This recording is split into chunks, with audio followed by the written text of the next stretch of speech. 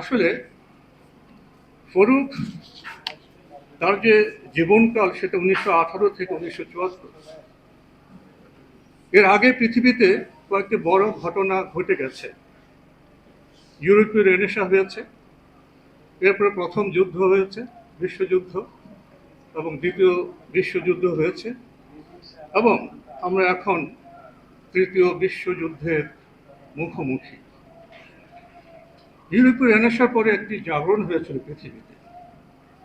আমরা ইউরোপীয় রেনেসাঁর কথা বলি, কলকাতা কেন্দ্রিক বাংলা নবজাগরণের কথা বলি, কিন্তু আমরা কি ইউরোপীয় রেনেসাঁকে সেভাবে বিশ্লেষণ করতে পেরেছি? আমরা শুধু ইউরোপীয় রেনেসাঁর কারণ কি, কারণ সম্পর্কে আমরা সমধিক জানি, যে সমাধান কিভাবে হয়েছে সেই বিশ্লেষণ কম হয়েছে। ইউরোপীয় রেনেসাঁর আগে সেখানে একটি সংক্ষুব্ধ সমাজ ছিল,